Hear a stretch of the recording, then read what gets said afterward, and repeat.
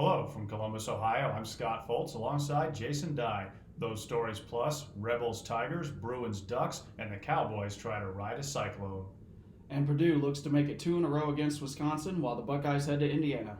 All that coming up after this. You're watching Sports Talk on CFC, so stick around.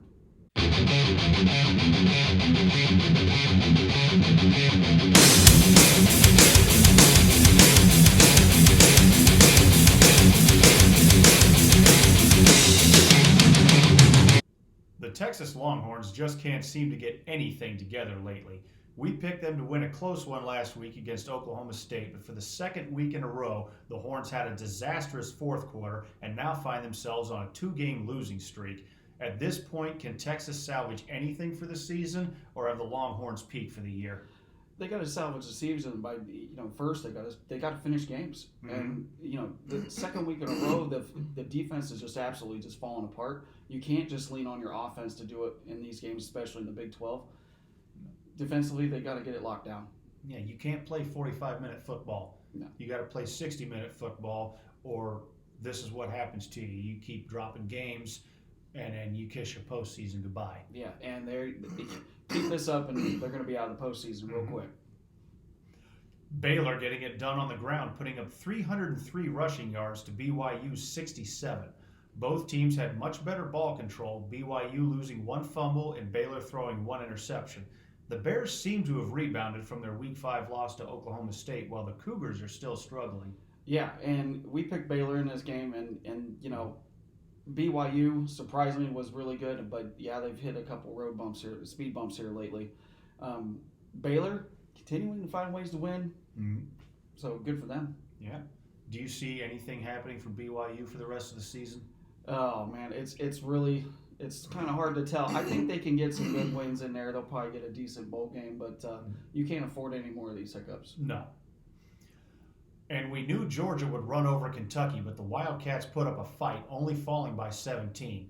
Now, we say only falling by 17, but Kentucky is one of three teams who hung double digits on the Bulldogs. Auburn scored 10 against them, and Kentucky and South Carolina were both able to score 13. Georgia has annihilated everyone else they've played, with the exception of Clemson back in Week 1, that game ending in a 10-7 victory for the Bulldogs. At this point, the question needs to be asked, are we looking at the next national champions in the Georgia Bulldogs? As it stands right now, absolutely. I think when we get to the SEC title game and we've still got Georgia, Bama, and all that stuff, Georgia is now the team to beat. In my mind, Georgia is the favorite to win. I would agree with that. I think Georgia takes Alabama, and I think they sweep the playoffs. Yeah. I think it's going to take some really for Bama. I would say that game's going to be close, but for Nick Saban, he's going to have to call the game of his life because right now Georgia, their defense just playing out of their minds. Yeah, and they're firing on all cylinders. Yeah. And a big upset in the Big Ten West saw the mighty Hawkeyes fall to Purdue. The Boilermakers completely dominated Iowa, holding the Hawkeyes to a single touchdown en route to a 24-7 victory. I said last week that the Big Ten West was Iowa and the victims of Iowa. And that is the danger of being arrogant because Purdue just made a fool out of me, scoring in every quarter of the game and their defense coming up with 4 interceptions. Is Purdue that good, or was Iowa overconfident? I think we're looking a little bit of both. I think this Purdue team is better than a lot of people anticipated. I think going way back, I can't remember which week it was, I did pick Purdue to beat Notre Dame. I thought they had something. And here we are several weeks down the road. Now they knock off number 2 at that point, number 2 Iowa. Yeah. And they did what Iowa had been doing to other people. They've been dominating. And Purdue found a way to dominate Iowa. So I think maybe a lot of it does have to go with a little bit of overconfidence for Iowa. Kirk Ferentz's teams kind of do carry that swagger. And for good reason, but it's well-earned swagger. Yeah, it's well earned. But you were held to 1 touchdown. Yeah, and does Iowa have a bunch of explosiveness in offense? No, but they had a ground and pound style defense their offense that could get it done. Defensively, they had a killer defense, and Purdue just did expose them. And I think this does go, and it's going to show some roadmaps on how to continue to beat Iowa down the road with whoever they face here coming up. On to this week's action. Indiana will host the Buckeyes as Ohio State continues their march up the ranks. Indiana is 2-4 for the year. Do they really have a chance against this reinvigorated Ohio State team? No. None at all. I mean, Tom Allen's done a great job with Indiana. They have not had the season they've wanted to so far. You got Penix Jr., he's been out. Not a lot of good things going on defense. They're worst, I believe, nationally this year, and then in the Big Ten than they were a year ago. Could first quarter, yeah, you can see Indiana coming out a little fired up, but you're talking about an Ohio State team coming off a bye, had time to rest. You're getting more players healthy. They want to get back on track, and Ohio State has the best offense in the nation right now. I mean, they're firing it hard, and C.J. Stroud obviously has made his statement. He's made his his kind of welcome to earth statement. He's been doing great. Travion Henderson doing great. But this OSU defense, did the week off hurt them? I wonder. Yeah, did the week off hurt them? Did they continue to get healthy? They were still working on stuff. Did they get a little lackluster maybe in the first quarter of this game? It's going to be hard to tell. I honestly think though, without Penix Jr., without this Indiana team really doing some damage control, it's going to be hard for them to even be in this thing. Yeah, I think the only way Indiana wins this one is if the Buckeyes get overconfident. Yeah. If they get complacent coming off the bye week.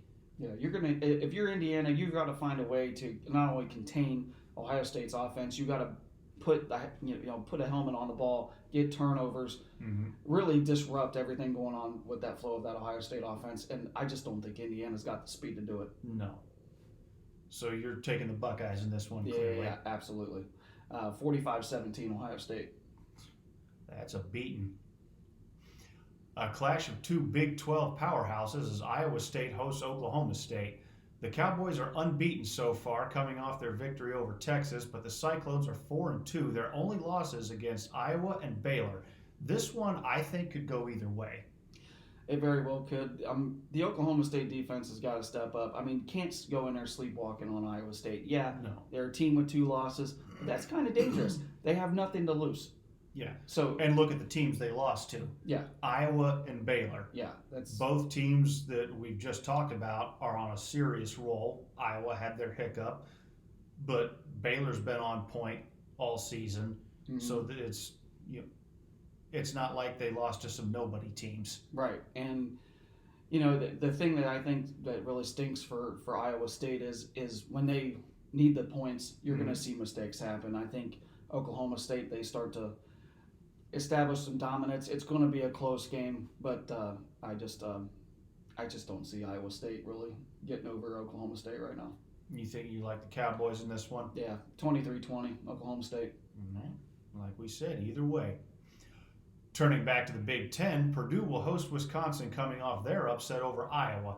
The Badgers are on a 2-game win streak after shutting out Illinois 2 weeks ago and beating Army 2014 last week. Can the Boilermakers ride the momentum of their Iowa victory and get something going, or will the Badgers continue their own streak? Despite the offensive struggles for Wisconsin, defense has really carried Wisconsin in these games right now. I'm not 100% sold on Wisconsin's offense. Graham Mertz has not been impressive. It's been hard, tough sledding if you're a Badger fan. Because there's a lot of these games that they should have won, and they didn't because Graham Mertz has just not played to his level, I think. Purdue clearly, definitely improved. They beat Iowa. We've talked about that. There's a lot on that Purdue defense that not a lot of people know about, and I think they're going to give Wisconsin a lot of trouble. All right. So what are you going with, Boilermakers or Badgers? I think in this game, defense is going to reign supreme, and Purdue, I like them 2017 over Wisconsin. Another close one. Down south in the SEC, Ole Miss will host LSU as the Tigers look to continue their 1-game win streak following last week's win over Florida. Prior to that, LSU dropped 2 in a row to Auburn and Kentucky. The Rebels' only loss so far was to Alabama in Week 5. Will Ole Miss continue to impress in this game?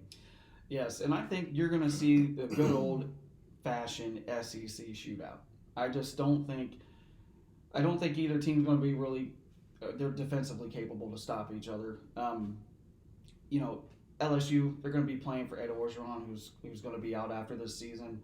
There's going to be a lot of fired up football. I think you throw the playbook out the window and you just let them play. Mm-hmm. So I'm taking Ole Miss 40-35 over LSU. All right. Matt Corral, still one of the best quarterbacks in the nation. I think he's going to have a day. And I think it's going to be, if you like scoring, I think this game's got scoring. Yeah. High scoring game, two all fired offenses. Mm-hmm. Out west now to the Pac-12, UCLA will host Oregon in what should be a close one. The Bruins have lost 2 games this year, losing by 3 to Fresno State and taking a beating from Arizona State, while the Ducks have only dropped 1 game, falling to Stanford in overtime. What has to happen for either team to keep their momentum going? Well, first of all, you got to keep winning, and the Oregon win last week wasn't exactly really pretty. I think they could have done a lot better.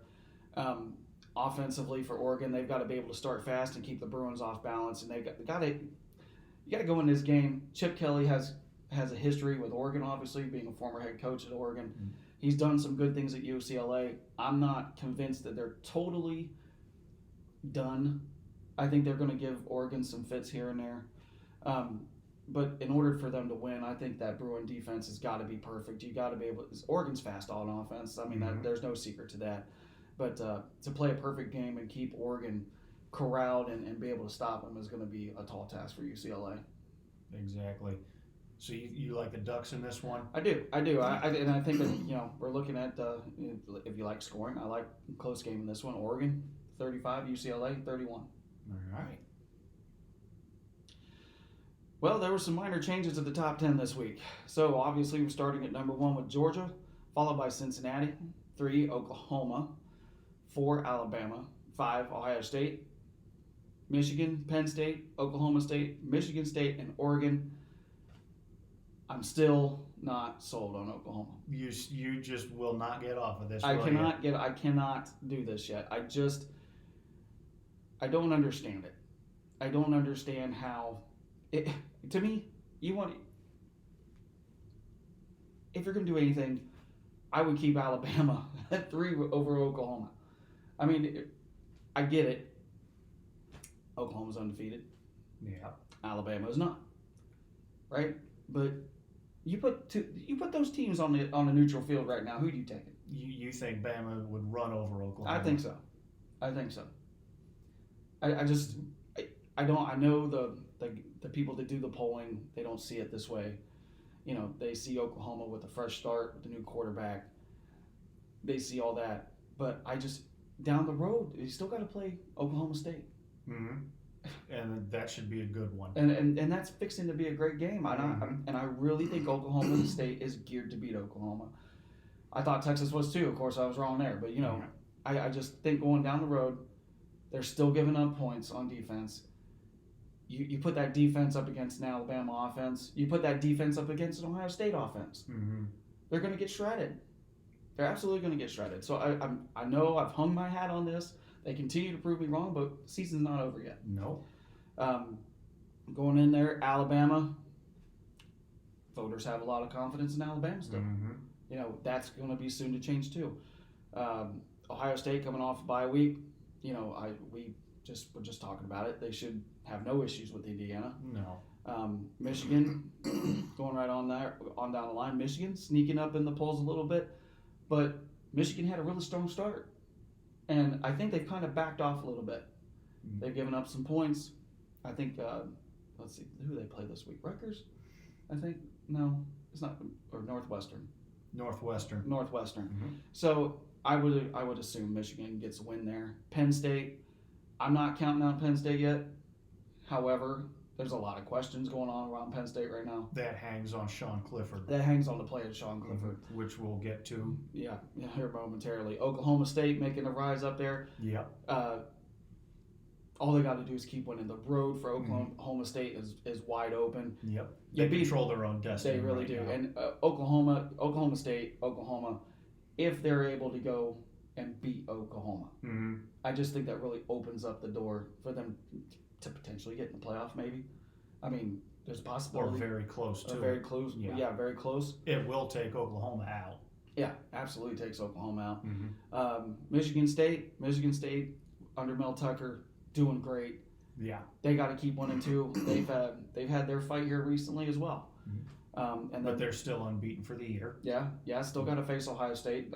Still got to face Michigan. Mm-hmm. So there's going to be some shakeups. I believe they still have to play Penn State too. Yeah, yep. And well, there leads back to Sean Clifford. Mm-hmm. And then finishing off at Oregon. Oregon controls its own destiny.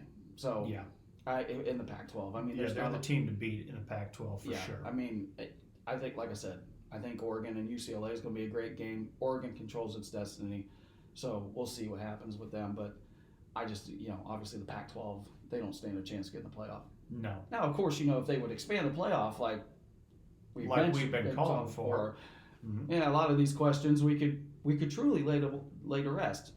But what do we know? That'll have to be a project for next year. Yep. Mm-hmm. 2 different schools, 2 different quarterback situations. Is Oklahoma now legit under new quarterback Caleb Williams? Because they still gave up 31 to TCU last week. Does Oklahoma look better under Caleb Williams offensively? Absolutely. Mm-hmm. Spencer Rattler was benched. That's a tough situation. Caleb Williams comes in. He quickly went up the Heisman odds. I mean, in 2 games, they're hanging a lot on that right now. Can he keep up the momentum? It would seem that he probably could, but are they legit? Well, get through Oklahoma State and then ask me that question again. Win the Big 12. That's what you told me. Yeah. Win the Big 12 and you'll be impressed. Yeah, win the Big 12, and then maybe I'll shut up about it. And as we mentioned, Sean Clifford may sit out this weekend when Penn State plays Illinois.